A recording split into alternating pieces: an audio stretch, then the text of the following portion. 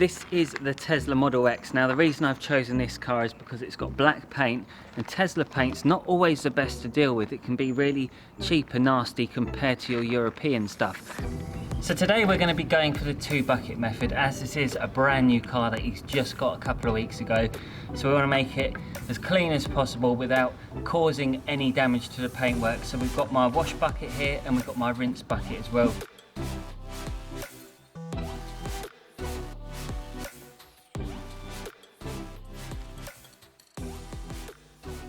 Now make sure that you never put chemicals on Hot Wheels. If they are too hot, then spray them with water until they've cooled down. Don't just spray them for a few seconds and presume that they're cool, because the heat coming off the brakes will still cause the chemical and water to convert to vapour, and if you breathe in chemicals you will see long-term side effects later down the line which will damage your health. Always start with the wheels and focus on one wheel at a time, because if you start spraying all the other wheels you'll find the chemical will dry whilst you're walking around spraying the others, making it ineffective. If you have to wait for the chemical to do its magic, then simply focus on other things such as the tyres or the wheel arches just while you're waiting. So for me it's always best to do one wheel at a time.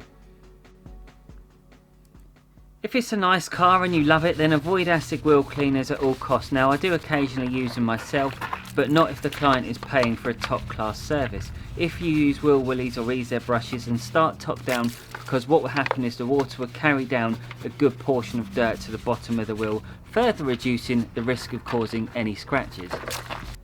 Then give the wheel a rinse and follow the same steps for every wheel, and then move that bucket out of the way so it doesn't become a trip hazard laying about.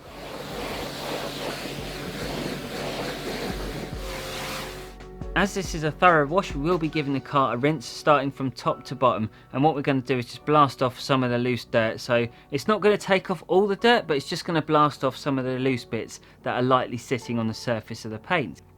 With the car all rinsed, you can now start the pre-wash stage, and what you're going to need to do for this is either snow foam the vehicle, chemical soak it, or use a pH neutral traffic film remover. And the idea behind this is that it's going to break down the dirt on the bodywork, so the foaming and the chemicals as well will actually lift the dirt out of some of the nooks and crannies.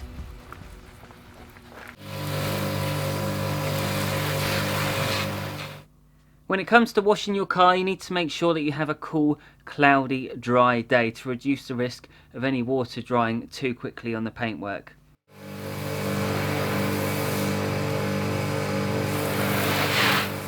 Because this is a Tesla, it doesn't actually have exhaust pipes or an engine bay, so what I'm going to be doing is covering 2 different videos, and we're also going to cover multiple ways of cleaning and protecting them, so make sure you hit the subscribe button and turn on your bell notifications so you don't miss those videos. Make sure you get yourself some super soft brushes for getting around the windows and the grills, and it does pay to have decent quality ones as well if you want to keep your car looking as perfect as possible for longer.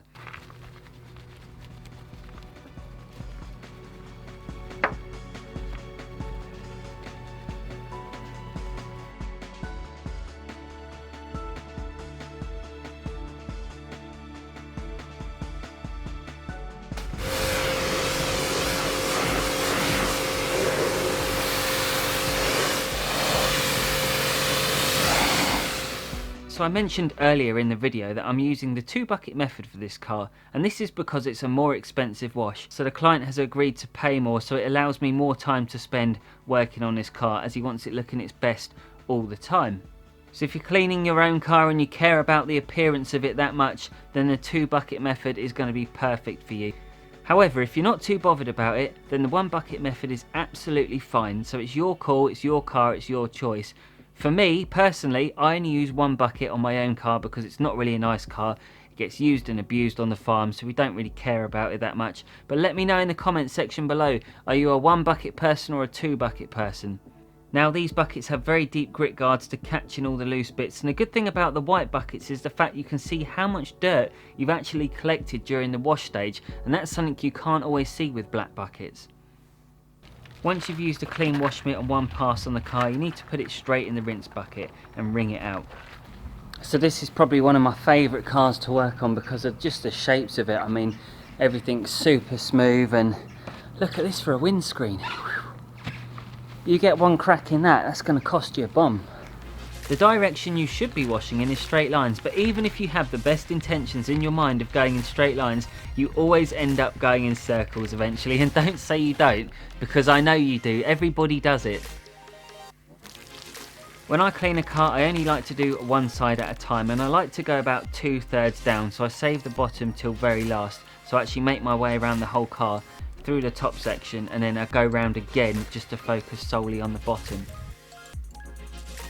Some people say to me, Dave, I'm using the 2 bucket method, but I'm seeing horrible swirls. And I say to them, are you supporting the mitt on the paintwork, or are you really holding it on there? Are you really pushing to keep it on there? And the majority of people say, look, I'm actually using quite a bit of force, and that's where it's going wrong. Even if you've got a wash mitt, if you apply too much pressure, what you're going to find is you are going to cause like these cobwebby effects into the paint, and especially on black cars you will see those smears and things as soon as that direct sunlight comes out.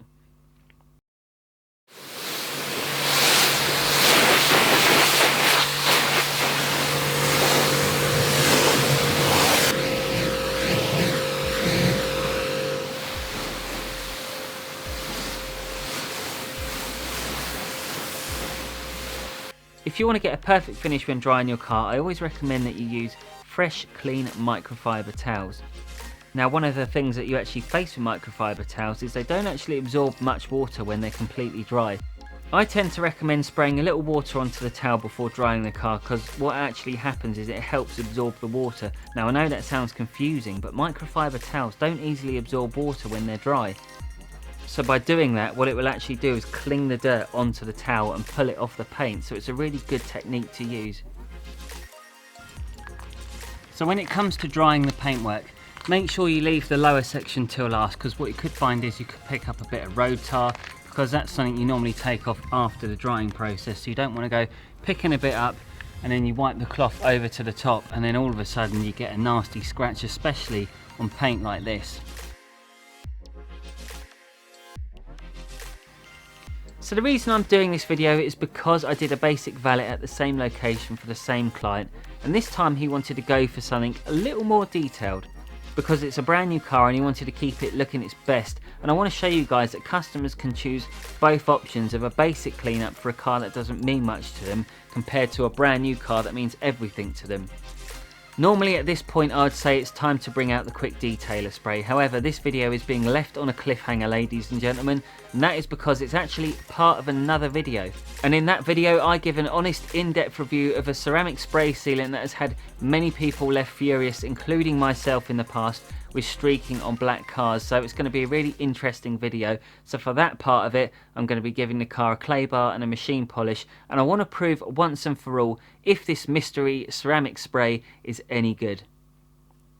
So if you want to know what ceramic spray sealant I'm talking about, make sure you hit the subscribe button, turn on your bell notifications, because that video will be coming next week.